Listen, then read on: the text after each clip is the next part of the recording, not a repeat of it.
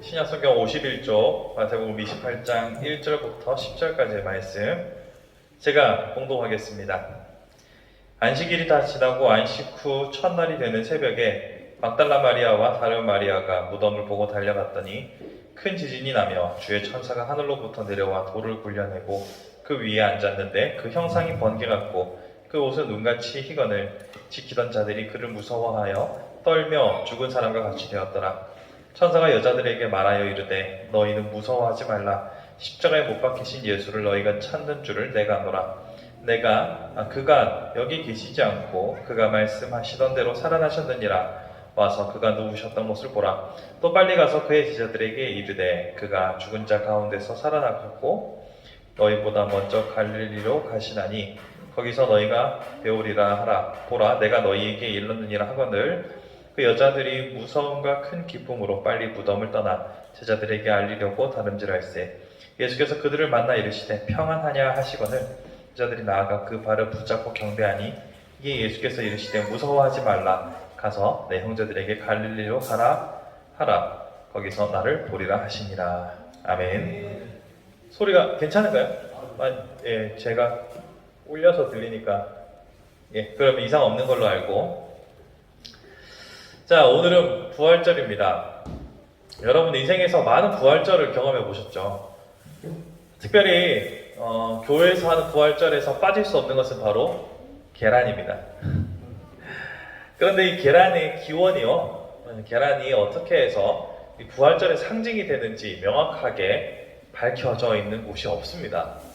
그리고 어릴 때는 이런 말도 들었어요. 그러니까 시련과 고난, 뜨거운 물에 들어갔다 나와서 계란이 더욱더 단단해진다. 그러나 결국은 유정란이든 무정란이든 죽은 거니까요. 죽었다는 사실은 변함이 없잖아요. 이게 어떻게 상징이 되었을까 잘 모르겠어요. 요즘은 구운 계란을 많이 쓰지만 옛날에는 계란 삶는다고 일주일 내내 난리도 아닙니다. 그래서 오늘은 계란이 없습니다.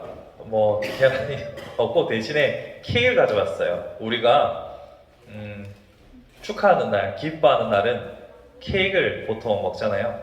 그래서 크리스마스 때 교회도 안 다니는 사람들이 그렇게 케이크를 많이 삽니다. 왠지는 모르겠어요. 그래서 오늘은 케이크로 함께 축하하려고 합니다.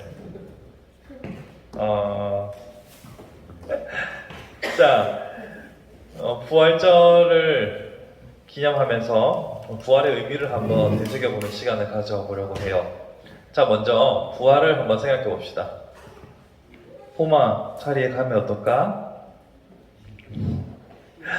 부활을 한번 생각해 봅시다. 예수님께서 이 땅에 오셔서 죽으셨어요. 죽으셔서 완전히 우리의 죄를 도말하셨습니다. 죄를 없애셨어요. 그런데 여기서 끝이 아니라 굳이 또 부활을 하십니다. 어떻게 따지고 보면 예수님께서 우리 죄를 대신해서 십자가에서 죽으셨어요. 죄의 값을 치르셨어요. 그걸로 끝이죠. 그거면 이미 다 충분합니다. 예수님께서 다시 부활을 하셨단 말이에요. 왜 부활하셨을까에 대해서 우리는 생각해 볼 필요가 있습니다. 아까 제가 어린 친구들에게 설교할 때 말했던 것처럼 예수님은 하나님이시기 때문에 인간의 몸으로 이 땅에 오셨어요. 오셨지만 그 모든 일을 다 마치시고 난 다음에 다시 인간의 외형을 입으실 필요가 없습니다. 그냥 다시 삼위 하나님으로서 본연의 위치에 계시면 되는 거예요. 다시 인간의 몸이 되실 이유가 없는 거죠. 다시 인간의 몸으로 부활을 하셨다라는 것은 거기에 분명한 이유가 있는 겁니다. 그 이유를 하나씩 찾아가 보겠습니다. 첫 번째로 예수께서 그렇게 부활하신 것은 우리도 그렇게 육체로 부활할 거라는 것을 보여주기 위함입니다. 여러분, 죄와 죽음은 하나의 세트예요.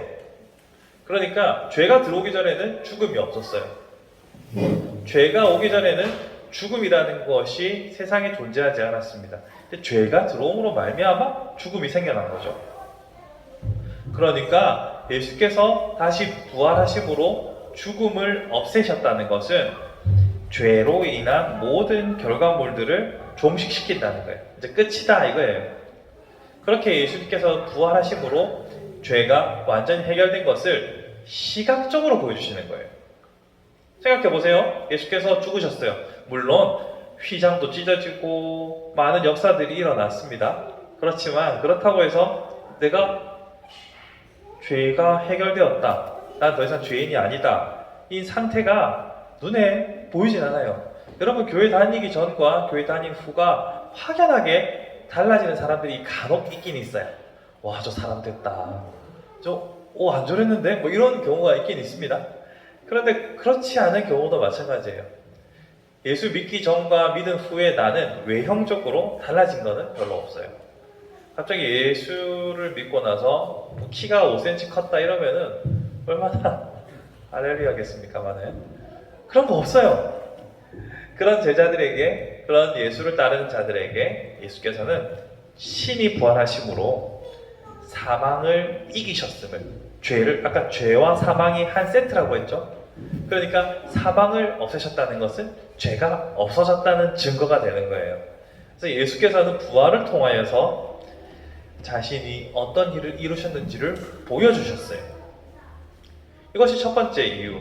두 번째, 그 당시에도 그렇고요, 요즘도 좀 그런 사조가 있긴 한데요, 영의 세계는 엄청 고귀하고 육체적인 것은 아주 속한 걸로 보는 경향이 있어요. 이게 예수님 당시 전후로 해서는 철학적인 사조로는 되게 이데아 세계라고 해서 영적인 세계 혹은 그런 그 속된 것과 정한 것을 구분하는 기준을, 눈에 보이는 육신적인 것은 부정한 걸로, 보이지 않는 영의 세계는 순결하고 고귀한 걸로, 이렇게 봤어요. 근데 이거는 그리스 철학만 그런 게 아니라 대부분 종교에서도 그런 모습들이 많이 보여요. 그러니까 육체를, 고행을 통해 가지고 육체를 막 제어하고 올가매고 이런 모습들이 힌두교에서도 보이고 불교에서도 보이고 막 그런 경향들이 많이 보이죠. 대부분 사람들은요, 눈에 보이는 육체는 아주 하찮게 여기는 경향이 있어요. 대신에 보이지 않는 세계에 대해서는 아주 숭고한 가치를 두고, 그래서 아니 배고파서, 나는 먹고 배고파서 그랬다, 혹은 너무 잠이 와서 잤다, 뭐 이런 육체의 한계를 아주 하찮게 보는 경향들이 있어 왔어요. 그렇지만 오늘 성경에서 부활을 비롯한 하나님께서 천지를 창조하셨을 때를 보면 하나님께서는 영과 육을 다 귀하게 보시는 것을 볼 수 있어요. 하나님께서는요, 부활도 영의 세계만 부활하는 게 아니라 우리의 육신이 가장 아름다운 모습으로 다시 부활할 것을 말하고 있죠. 그러니까 성경은 속된 것과 정한 것을, 그러니까 거룩한 것과 부정한 것을 그런 육체적인 기준으로 나누고 있지 않습니다. 성경은 하나님 앞에서 내가 어떤가가 중요한 거지, 육체에 따른 것이라고, 영적인 것이라고 이렇게 구분 지어서 선하고 악한 것을 구분하지 않는다는 거예요.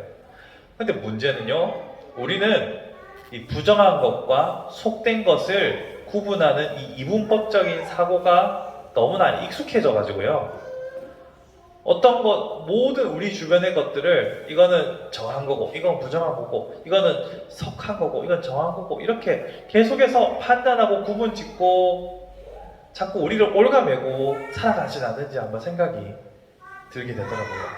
부활을 맞아서 영과 육을 모두 부활하신 예수님이라면 영과 육은 사실은 모든 거예요. 우리 삶과 연관되어 있는 모든 것들이에요.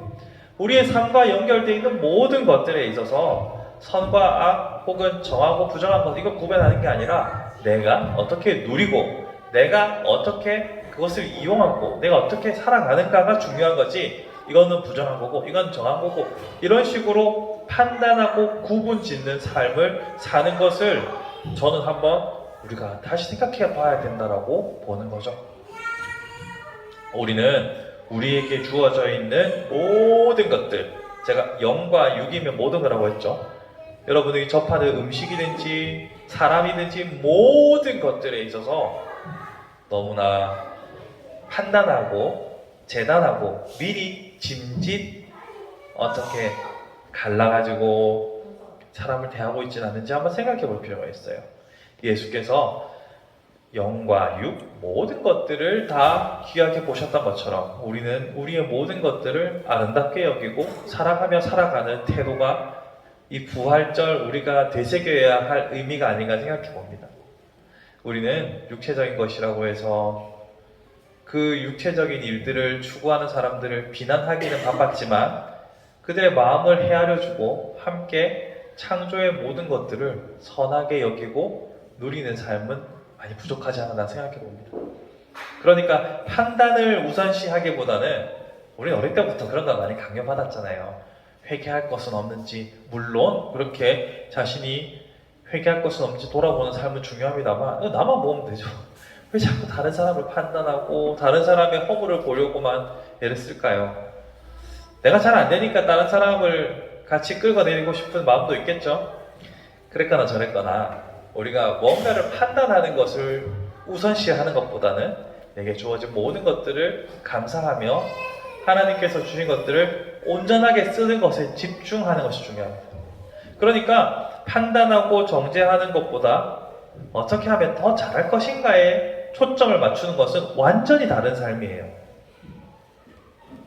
자꾸 판단하고 비난하고 계속 이렇게 선을 긋는 삶은 스스로도 피곤하고 남들과도 아름답게 어울리지 못합니다. 그냥 내게 주어진 것들을 어떻게 잘 선용할 것인가, 하나님께서 내게 주신 복들을 어떻게 감사할 것인가, 이 모든 것들을 하나님께서 지은 것은 모든 것이 선하다고 여기면서 감사하며 살아가는 삶, 그러한 삶이 부활신앙을 살아가는 삶이라고 생각합니다.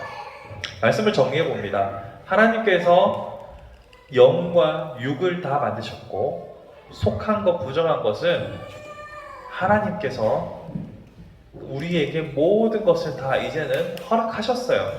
그러니까 이 부활신앙에 따라서 우리에게 주어진 것들을 누리며 감사하며 즐겁고 행복하게 살아가는 우리의 삶, 그것이 바로 부활신앙이라 생각합니다.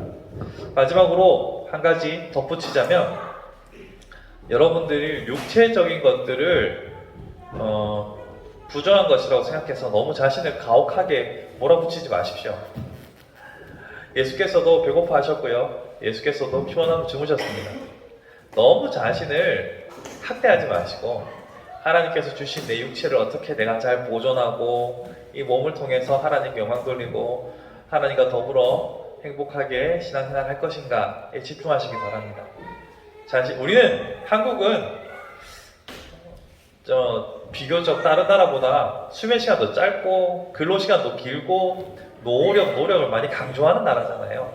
여러분 충분히 열심히 살고 계시니까 너무 자신을 학대하지 마시고 넉넉하게 자신을 쓰담쓰담 해주시면서 내게 허락하신 육체로 하나님께서 주신 천국을 맛보며 이 땅을 살아가는 저와 여러분들이 되기를 간절히 소망해 봅니다. 또 부활절이 이렇게 지나갑니다. 또 내년 부활절이 또 오겠죠. 그러나 부활절은 이렇게 1년에 한 번의 행사가 아닙니다. 날마다 예수와 함께 죽고 예수와 함께 다시 부활하는 그 감격과 기쁨 속에 살아가는 것이 진짜 성도겠죠. 매일매일이 매주매주가 부활의 기쁨으로 충만한, 그 부활의 기쁨으로 충만하기 때문에 내게 주어진 것들을 감사하며 살아갈 수 있는 저와 여러분들의 복된 삶이 되기를 주님의 이름으로 축복합니다.